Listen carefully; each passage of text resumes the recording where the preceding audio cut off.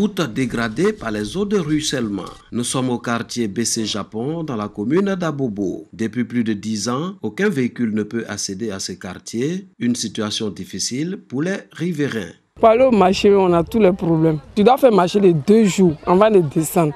Sinon, un aller-retour là, c'est très fatigant.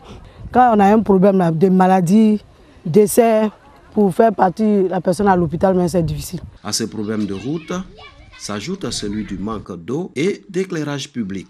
Aujourd'hui, là, nous sommes dans le noir, nous sommes agressés, problème d'eau. Le gouvernement a fait l'installation, mais on n'a pas encore d'eau. C'est sur ma conduite là encore, on continue de prendre l'eau. C'est très difficile. BC Japon abrite plus de 1500 âmes qui vivent dans l'insécurité selon la jeunesse du quartier. Il y a une année même où l'eau était coupée complètement au quartier pendant presque 3 ans, 4 ans.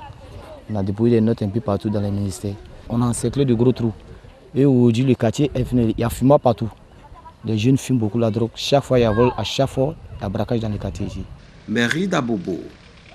Le directeur technique de la structure présent rassure.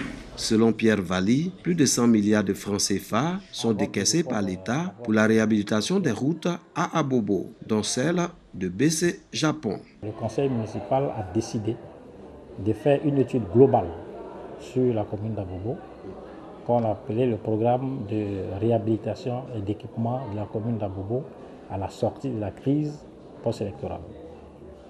Et ce document a été établi en collaboration avec le Bureau national d'études techniques et qui est un peu une boussole pour la commune qui stipule clairement sur un plan un programme d'amélioration de la voirie urbaine.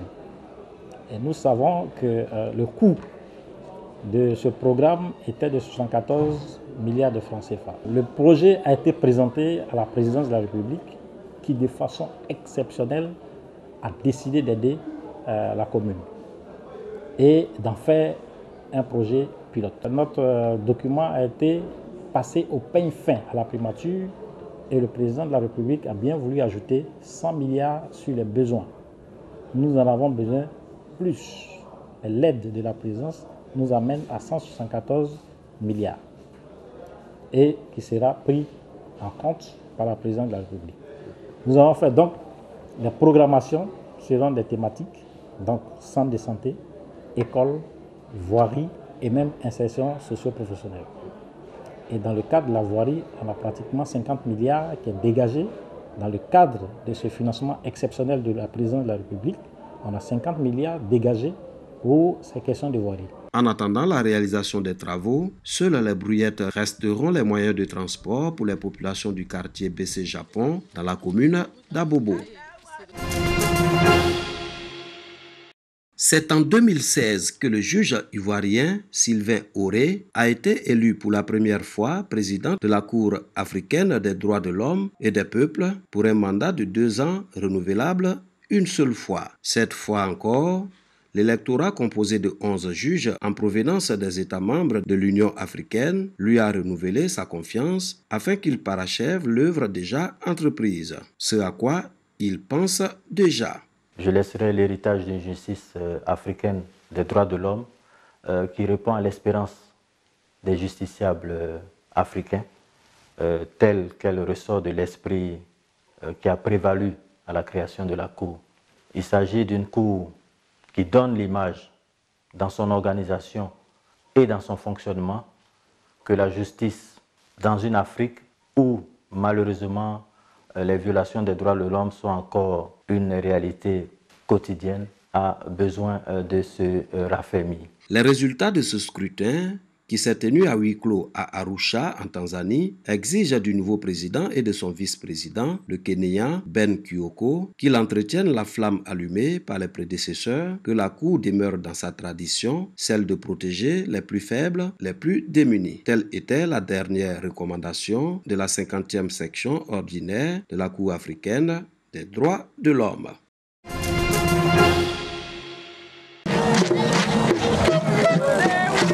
Après 7 années d'initiation au Poro, ils sont devenus de vrais hommes, fiers d'avoir passé les douloureuses étapes du bois sacré. Ces natifs de Mbélé, sous-préfecture de Tengrela, peuvent aussi esquisser quelque part du quoi, la danse des initiés.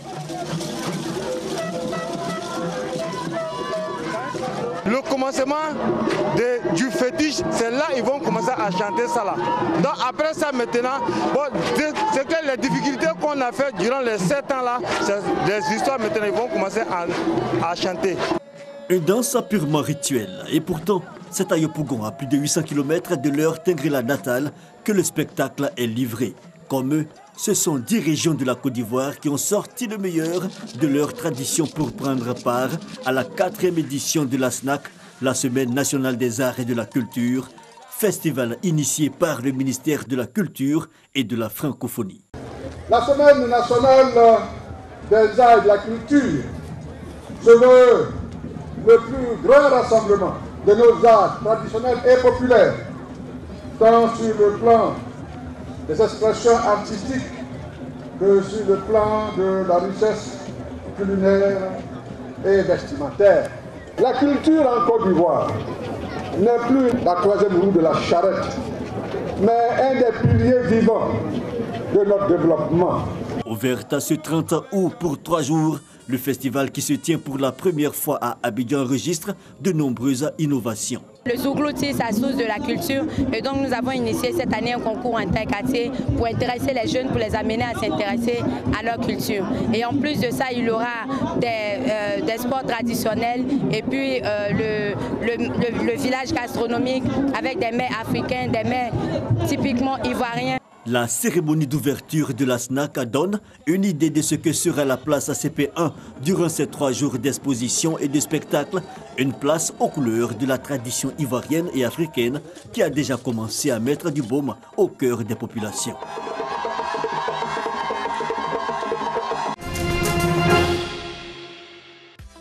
Cette finale met aux prises les jaunes et noirs de l'ASEC Mimosa au stade d'Abidjan. 15 fois vainqueurs de cette compétition, les protégés de maître Roger Wognin partent favoris dans ce duel. En préparation continue, depuis la saison écoulée, l'ASEC a occupé le 3e rang des matchs de poule de la Coupe de la Confédération. L'ASEC dispose d'une attaque de feu composée de Fonsigno, Willy Braciano et Sanogo qui pourra faire mal aux Yéyés de Côte d'Ivoire. Le stade d'Abidjan, lors du dernier championnat, n'a pu inscrire le moindre but devant les hommes d'Amani Yao. Les stadistes ont pris l'eau de toutes parts en encaissant 8 buts sur l'ensemble des 2 rencontres. 5-0 à l'aller et 3-0 au match retour. Cependant, une finale de coupe réserve toujours des surprises. C'est pourquoi l'ASEC Mimosa, considéré en ce moment comme une grosse machine, difficile à manœuvrer, doit tout de même faire très attention. Car la Supercoupe Félix Houphouët-Boigny, la 39e édition, se dit capricieuse.